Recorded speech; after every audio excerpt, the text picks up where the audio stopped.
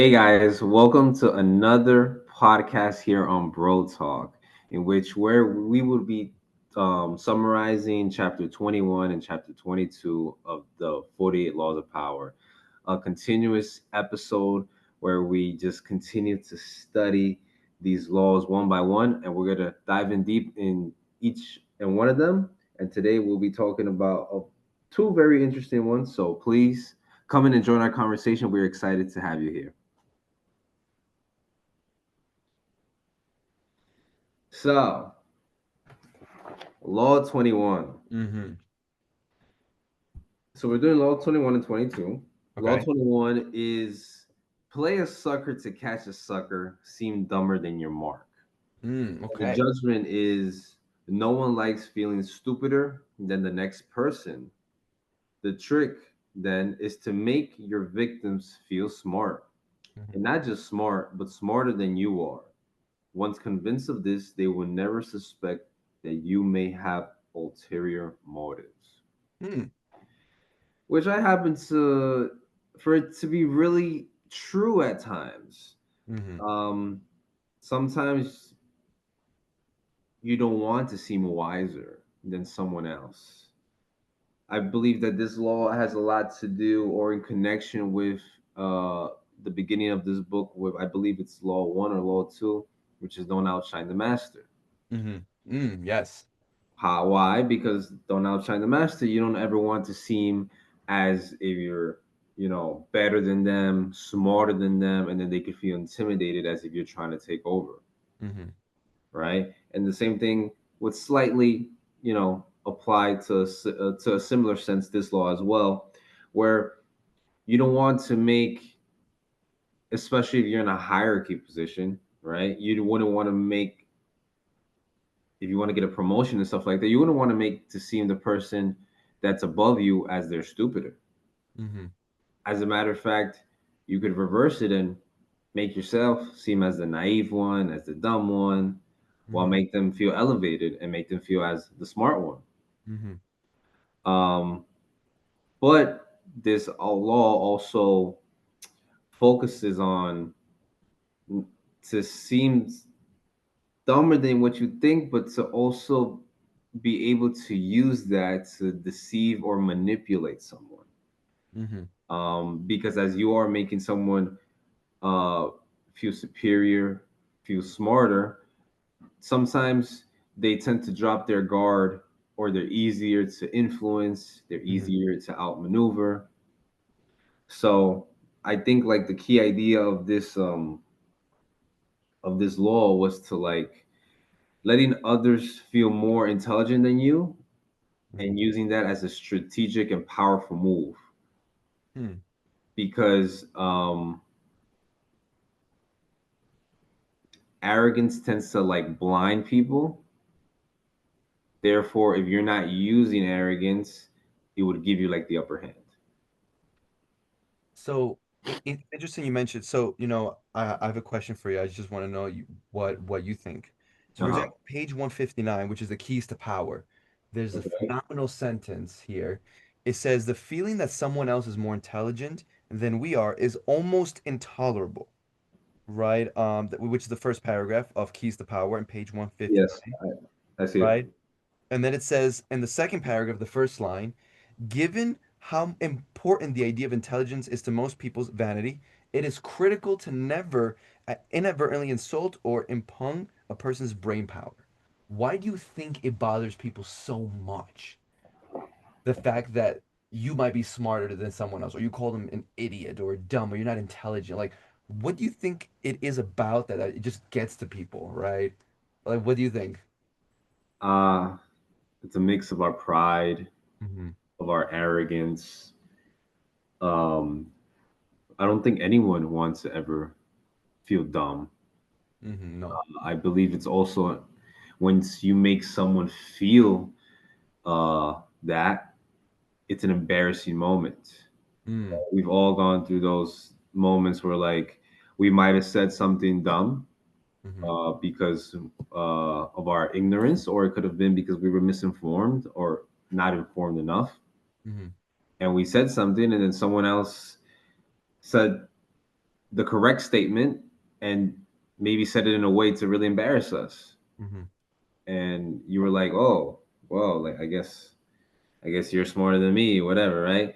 So Yeah. in moments like that, you're like, all right, asshole, like you want to make me feel this way. You're making me feel dumb, and especially when a group environment or we're around friends, family, like you didn't have to approach it that way, but you did. Mm-hmm.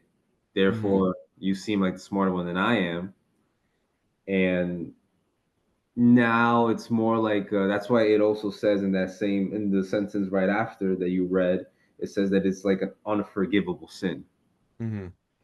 because not only you've embarrassed somebody, but now they feel like vengeance in a sense. Mm-hmm. Yeah. And now because you made them feel dumb, now they want to do the opposite, right? Hmm. Interesting. So I feel like it's a mix of embarrassment and it's a mix of pride as well. Yeah, yeah. I definitely could agree with some of that stuff. I was looking up like the on the database of like the American psychology different papers and stuff. And and I found different answers because this is a fascinating psychological tip. I mean, sorry, truth, if you think about it. That's why this law exists, Law 21, which is basically you never want to make someone else feel dumb. And you're the one that you want to be the one to look dumb, right? Or like not as smart. So first of all, people are not intimidated, as you said. But for example, I what I was reading in different papers is that a lot of times intelligence, us as humans, we don't see intelligence as a trait actually. We see it as a core part of everyone's identity. So if someone insults your intelligence, what they're really insulting is your identity, right? When you make someone feel dumb, it's like an attack on their self-worth because we see intelligence as part of our self-worth. If we're book smart, street That smart, makes sense. It makes a whatever we're lot. talking about, you're right. Our pride, our ego gets hit. It's like part of your value, your intelligence, I guess. Correct. Yes. And I wrote down the psych term here. It's called self-concept threat, that people fight hard to protect their self-concept because it anchors their confidence and status. Now, another interesting one that I found that I thought was more interesting, and we've actually spoken about this, about cognitive dissonance in We other have. episodes. Everyone likes to believe that I'm smart. I may not be the smartest person, but I'm not dumb. I'm smart, right? So if you make someone feel dumb, however way you do it, it creates cognitive dissonance in the person's mind. So there's these two contradictory ideas. I think I'm smart, but this guy is embarrassing me, and he's proving to me right now that I'm not smart, or he's telling me this, that I'm not smart. And we as humans, a lot of time, we don't like to have contradictory ideas in our mind. So when you don't like that, it creates that cognitive dissonance inside of us. So what do? We try to rationalize it, or we try to get rid of this uncomfortable feeling of feeling like we're not intelligent for whatever the reason is, right? This mental discomfort. So the brain wants to resolve it immediately, right? Either we reject it and then you try to go back at the person, no, you're dumb, or this. You try to minimize it so then the discomfort is not as big, or you get defensive slash violent. This is what happens a lot of the times. So Yes. I think if we have this in mind, you're right. I think a lot of times life can become easier and you will become more likable. And I know that you mentioned like he's talking about this, like how to use this to manipulate people, right? Um, but in a way it's true, but also in a way it's like one of the most asked questions I think on Google is like how to become more likable, like when it comes like in the world of body language of communication, how to become likable. Because when you're likable, you can get the job, or much more likely you can maybe win in the negotiations. You can get more girls, more guys, right? You can be more social. A lot more things will go for you if you're a lot more likable. So one thing they always say is that if you're trying to become more likable, you're right. This is one of the principles you have to have in mind, that people think a certain way, and if everyone or most people think a certain way, don't destroy it, feed it or massage it, right? Right. So there's something called ego massage. I don't know. Have you heard of this? Sure. What? Or stroke it. No, just kidding. Stroke the ego, right? Yeah, yeah. Right? So, and I think if you can show that you're not as smart, which I think that page 157, there's Hmm. a great story about it, which we can go into it if you want. But I think if you can massage people's egos, so for example, I wrote something here. I wrote where is it? Oh, it's called the ego massage technique. So the tactic is you ask someone to explain something they're proud of. Right now, that also works because you're having the other person talk about themselves and what they like or what they love and what they're proud of. So these positive emotions are coming up, right? And you have them talk about themselves. People love doing that. So as they're doing that, this feeds their ego and makes them bond with you with positive emotions, right? By the question you're asking, right? Yeah. So that's the tactic. And you could do this at work, with relationships, right? And what you're doing basically is you're asking them something they're proud of or something that they're really good at. And you're telling them, teach me how to do this. Or how did you get that done? And they're explaining to you, and you're just giving them reinforcement. That is massaging their ego. And it's along with this law, you are asking them questions. And maybe you do know how to do it, or maybe you don't. I don't think it matters. What matters is that you are not trying to outshine them because outshining people a lot of the times is not going to go well for you. So, yeah, any thoughts? No, I definitely agree. I also, to add on, Yeah. I believe that when you apply this law in relationships, at work, and business, I believe you demonstrate to actually be the more confident person, Mm-hmm. because you're like, I know I'm not dumb. Mm-hmm. So you already know that, but you're just playing the role as if you're dumb, or as if like, oh, this person is smarter than me, I could be wrong, or maybe because you have more experience, we should listen to you, right? It's not that you don't know, but it's like you giving someone the authority or the power at the moment Mm-hmm. to win in the long run. This is not like a short term win. This is more like a long term win. Like, for example, I wrote two examples here. Um, like everyday examples we can apply it to, right? One would be usually like at work.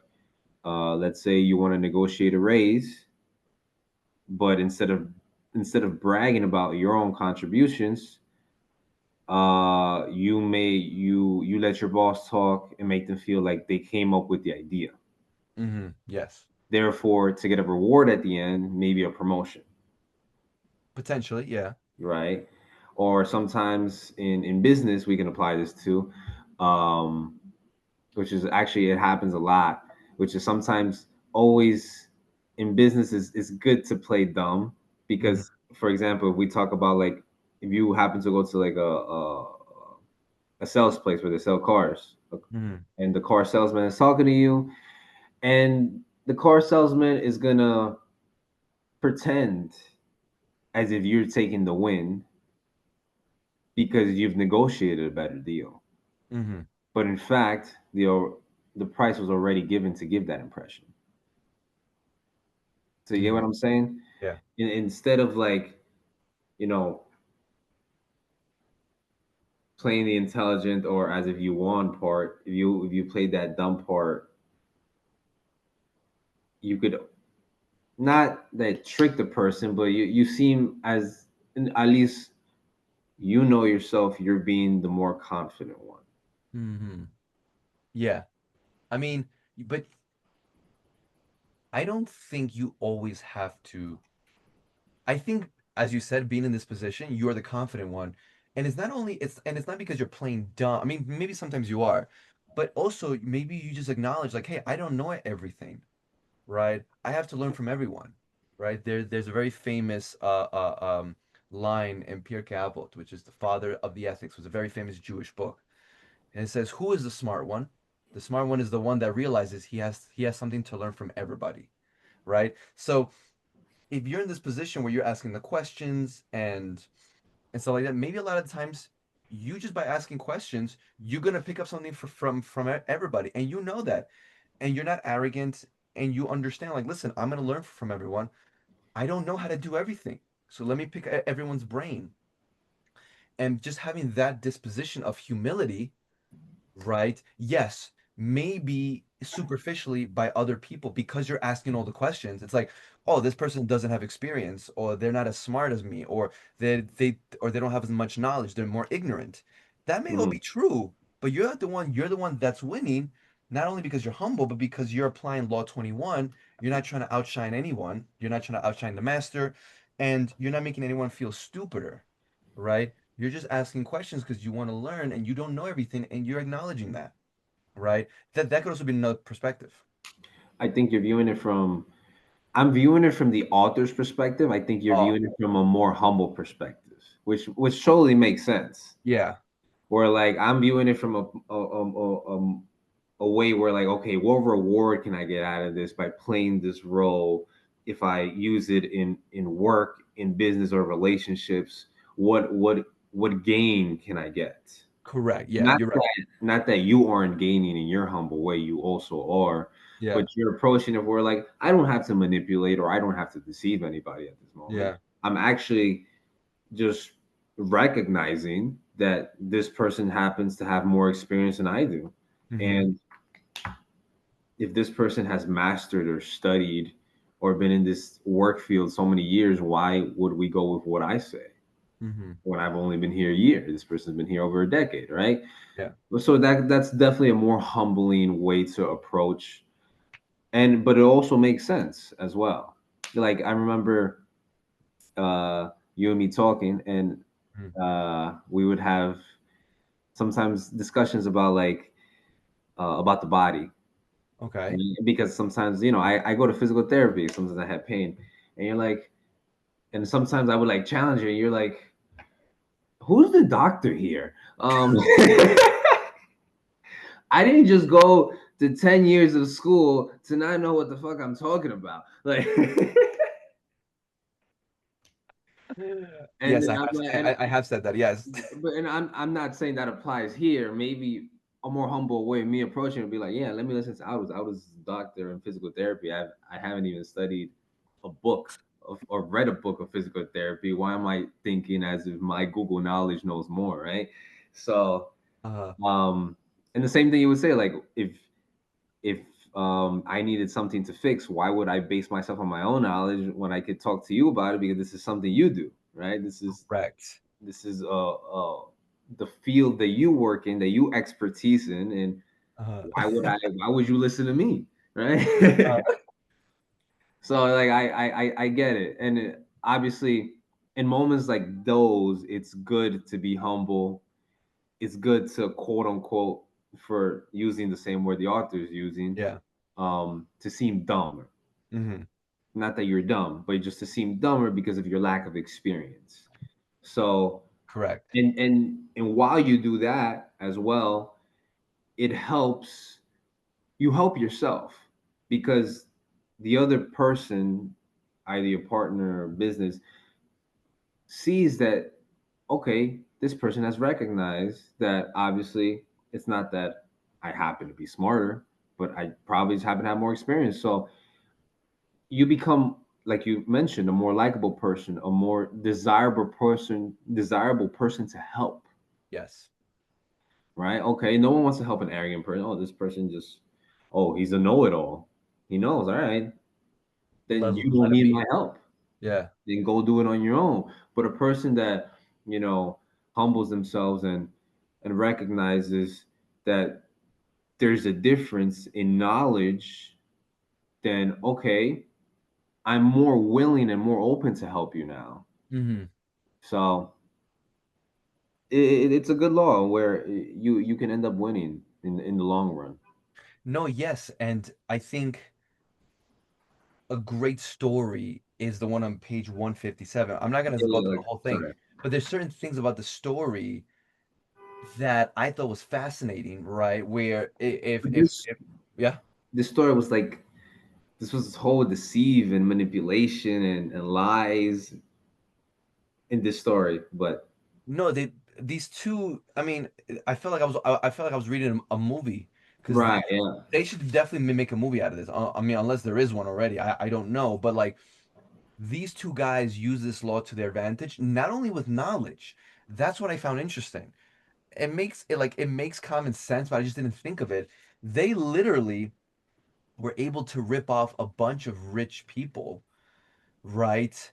And they were able to dupe them, to con them, lying to them, say, "Hey, listen, we found this mine where there's tons of diamonds. Come and check it out for yourself."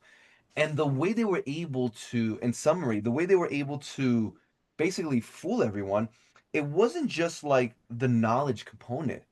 In the story, it says like even the way they dressed, the way they Yeah. spoke, Hmm. they made themselves look like lower class when speaking to all these rich people, right? Like they weren't trying to dress fancy. They were not trying to like speak like them or be like them. So it's like if we show them that we're like the lower class people or the more ignorant and how we speak and how we look, everything, then that once they go to the cave and they dig into it in the beginning and they find real diamonds, then they're gonna believe us. Because the whole story, I think, is fascinating. They were able to invest $12,000. They bought $12,000 of like real gems, Yeah. real diamonds. They just threw it into this place and right into this cave. So when real engineers and real people that could look at diamonds actually would come and started to dig where they said where the cave was, and they found real diamonds everywhere, they didn't have to hire anyone or bribe anyone or any lies because it was true. As they continued to dig deeper, there was nothing there, obviously, but they were able to fool them because they made the rich people feel like, hey, we know it all. We're not going to get tricked. But at the end, they got away with $700,000. Yeah, yeah. They the story says that they played possum, which is true. I can only imagine them. I believe the story also said that they were wearing like tighter clothes that didn't really fit them. Yeah, I like bigger clothing. Yeah. Yeah, yeah, yeah. I can imagine them maybe not speaking a higher level of English, maybe like Maybe. a broken English. Maybe they were stuttering, and I believe they also use like their naiveness, Yes. like, oh, I'm just a worker. I kind of know how this works, and I know you guys know more about the whole investment Investment business. side and business side. And listen, we just want to make a couple of money, a little bit of money if you can help us out. So then using that naiveness helps a lot. Mhm. Yes. Um, and they used it in probably the way they walked, the way they dressed, the way they spoke, and their whole strategy was like it was on point. Yeah, no, no, 100%. I and they got away with it. They got away with it and they were able to do it. Now, I think today's day that probably wouldn't work. You No, probably go to prison and maybe, be called a liar and, Ponzi scheme and it'll be really bad for you. But I do think for the most part this will work, but I'll tell you where this tactic won't work. If you're trying to grow in a company or there's like a growing company and you're trying to grow in it, right? Or you're trying to take the lead on a project, or if you're trying to be like the CEO or something, because the reversal does say in page 161, it mm-hmm. says that where is this? As you climb the ladder, however, I'm sorry, no, no, I'm sorry. At the start of your climb, is page 161, on the reversal section, first paragraph. At the start of your climb to the top, of course, you cannot play too stupid, it says. You may want to let your bosses know in a subtle way that you are smarter than the competition around you. So, again, this tactic is not going to really work. Again, you don't want to outshine the CEO, obviously, right? The master. But you want to show, like, listen, I'm unique, I'm different, I'm smart, I'm not stupid. Look how aggressive I am. Look how smart I am. I'm better than everyone else here. Then that's when you want to show that. But then once you're already there, you want to do, a lot of people think in the beginning, I'll play dumb, dumb, dumb. Once I'm at the top, I don't have to do that anymore. But according to the reversal, as you're going up and you're doing progress, you want to show the aggressiveness and maybe not use it as much. But once you're up there, to stay up there, you want to now change and go into Law 21. So I thought that was fascinating as well. That reverses Yeah, psychology thinking. I I believe this law Hmm. applies in momentary occasions Okay. where, like the reversal mentions, it only not that it only applies, but it can apply a lot to, like it says, in a work environment.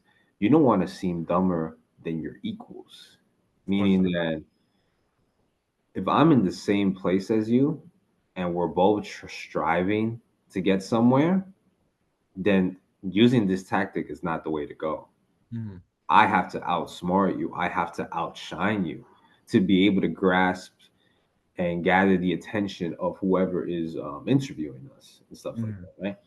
While once you're already promoted and you're already at the top, and there's people that helped you get there or people that have been there for a while, and now you're in a different room, that's when applying this law makes much more sense Hmm. because you outshine the people you had to outshine to get to the level you wanted to get. Hmm. But now that you're in this room, you have to behave differently. You have to act differently. You can't just now apply that. You can't use that same strategy because the moment you use that same strategy, you lose the people in that room. Correct. While applying a different law now makes you okay. He made it up here, and maybe he made it up here through us, but he's showing that he's humble. Therefore, we want to continue to have his back, continue to help him. So I believe it's just a moment thing. When Hmm. to use it, when not to use it. When I was getting my job, I had to outshine a lot of people that wanted this job. Hmm. Oh, wait, I have this experience. I went to school when it came to this. I took out this certificate while others didn't. That's outshining the same people that want the same position I have. Hmm.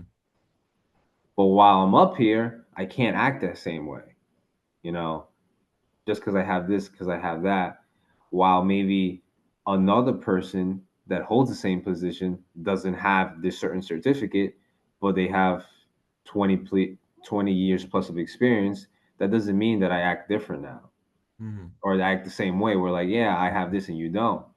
Or no, now you have to show a more humble side. Hmm. It's obviously a genuine humble side, but if you want to stay in the game or still, receive help from those people, Hmm. you got to play dumber. Not play dumb, but you got to be dumber because you don't have the same knowledge as them. No, of course not. No. So I, Interesting. that's why it doesn't apply to every case. It's a moment thing, but it's always good to use here and there, especially if you don't want to make someone feel dumb. That's the lesson that way. That is the lesson of this law. Don't make other people feel dumb. It will come, it will be to your advantage sooner or later. Yes, and Yeah. before we move on, like I know we are, there are many laws that say the same thing. Uh-huh. That don't try to outshine, don't try to outsmart, don't try to overthrow. Mm. Maybe at the moment, you have to be very strategic about it. Mm-hmm. It's like don't outshine. Why? Because you don't want the master to To to kill you. to Like, kill you, right? But you can overtake, but mm-hmm. later, after you've deceived them, after you've gathered their trust, Uh-huh. be dumber. So you could deceive and get in and receive the help, and then you can overtake. I remember one was like conceal your intentions, Uh-huh. right? Don't make it obvious. Just maneuver and get through what you need to get through. Say the things you got to say, and then eventually you could take over. So it's like a lot of these laws, I've noticed that it's like act with strategy, act with time. There are moments where you have to attack immediately. But Mm-hmm. a lot of these strategies, a lot of these laws are to take your time, control your emotions, have self control, and then get to what you want eventually. Mm-hmm. And then only in certain moments is where you have to do the opposite or do the reversal. Hmm. That's just one pattern that I've noticed Like in the book. in the Yeah. book. Yes, And in life too. and in life too. Yeah, yeah, yeah. I think as long as you approach things with self control and inconsistency, obviously with knowledge, then there's a lot of things you can overtake.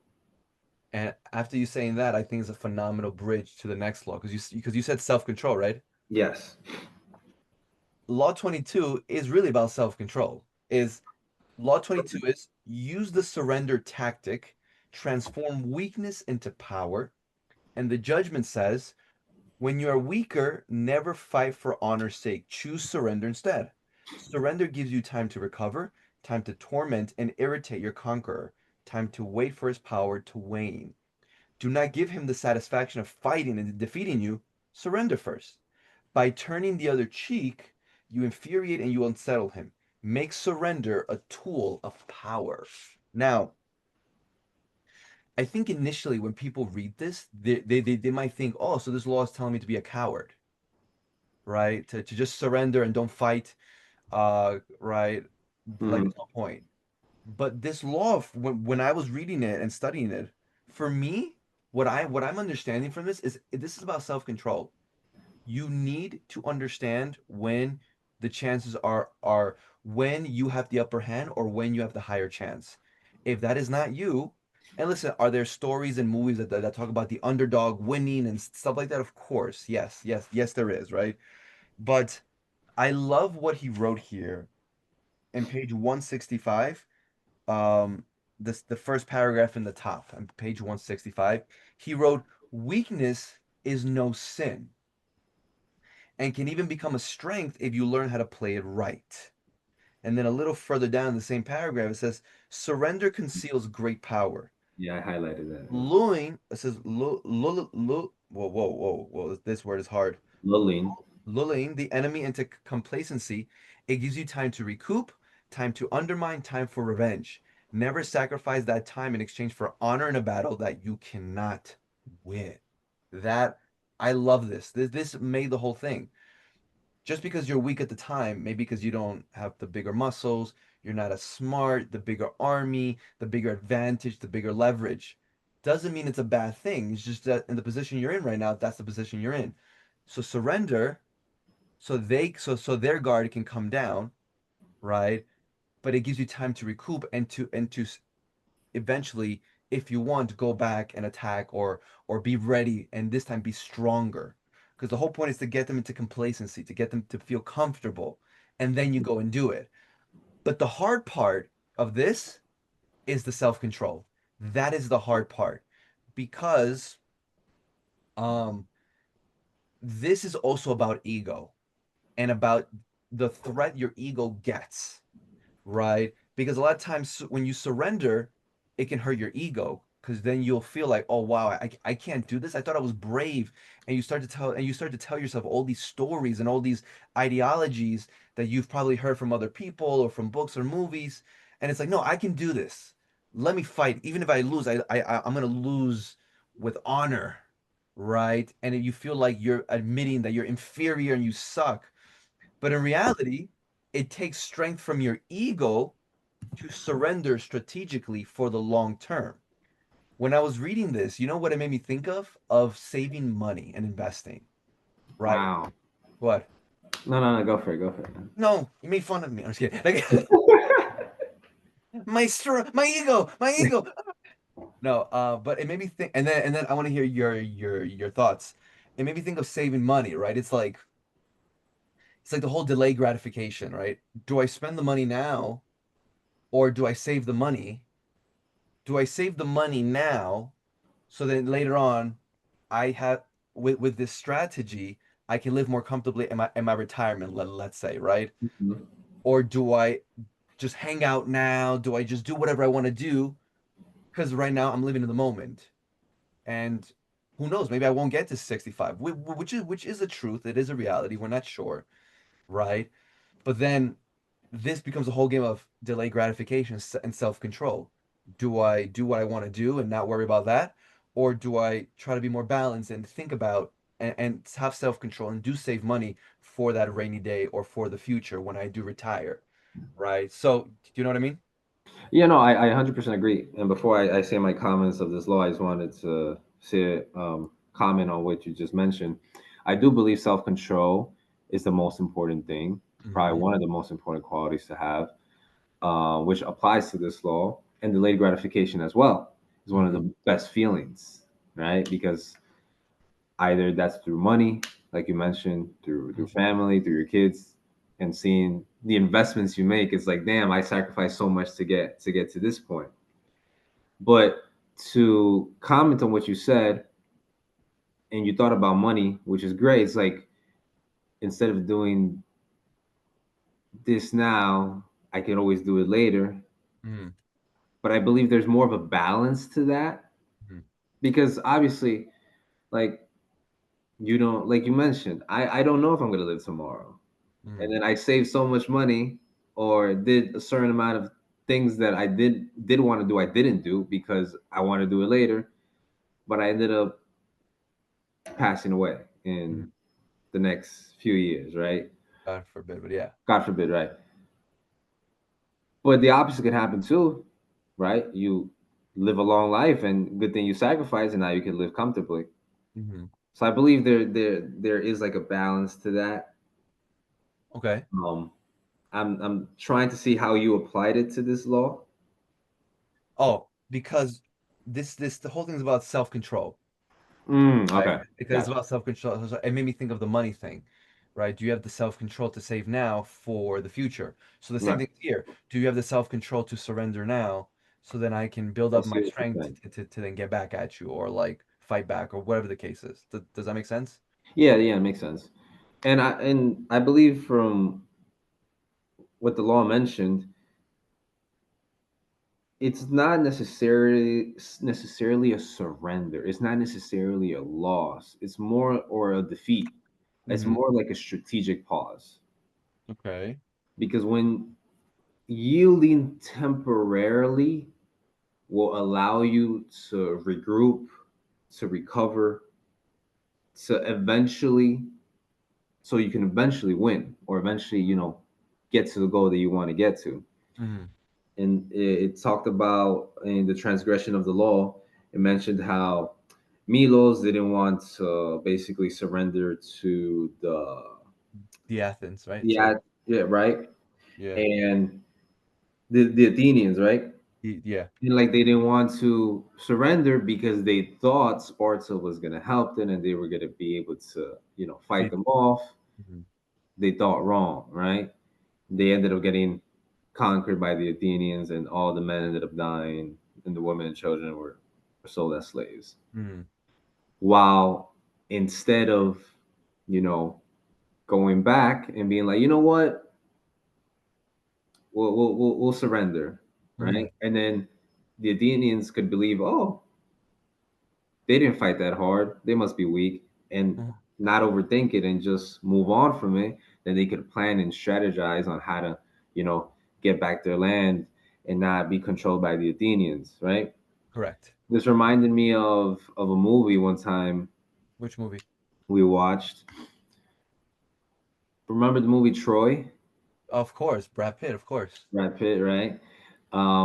The end scenery where Uh-huh. they Remind. surrendered and Uh-huh. they retreated, and then they built that horse, Yeah. right? Yeah. So it was like that made the opposite, or the enemy, believe that, oh, we were too strong, we overtook them, they ended up leaving um, the shore and retreating, and they gave us a gift as a sign of peace, Mhm. right? And they didn't think. It was more, they were just focused on the surrender part, Uh-huh. while these people were like, let's make them believe that we surrendered. Mhm. But this is just a pause of the war, but yet in this gift that we have gave them, we have hidden inside, Mhm. Literally. literally.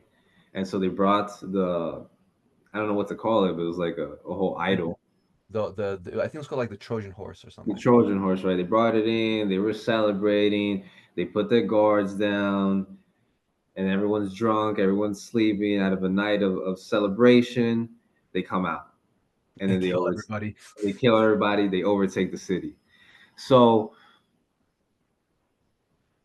surrender doesn't always mean loss. You might need a moment to recoup your thoughts, to recoup your plans on how to approach the next step, because they might have been a step ahead of you, Mm-hmm. which is fine. Now you need a moment to think. Mm-hmm. And I believe in all of these movies that you mentioned, where sometimes we think about the underdog and, they came out with victory and honor and valor, but we ignore the losses they took. We ignore sometimes the moments where we could say, oh, yeah, they surrendered. But during the whole surrendering moment and on afterwards, they planned, the next step to win. Mm-hmm. We just think of the underdog and, you know, they won alone. They had courage. They didn't give in. But I can't think of a movie right now, of a story, but there are moments where like you have to surrender and it might affect your ego. But I believe in the long run, as I said earlier, you win. For example, I'll Mm-hmm. give you another example. We could apply this to relationships. You're in an argument with your significant other, with your wife, who, you know, never happens to be wrong, right? So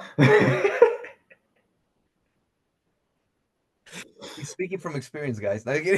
speaking from experience And the study of women. in the study of women, Okay, instead huh? of instead of escalating the situation, the argument, sometimes you back down, Yeah. you get the peace. It's not because you're wrong. It's because it's maybe not the right time Mm-hmm. to push, Hmm. to argue. Maybe that moment, is maybe it's not the right time of the month. Maybe there's a lot of things happening in the family that Yeah.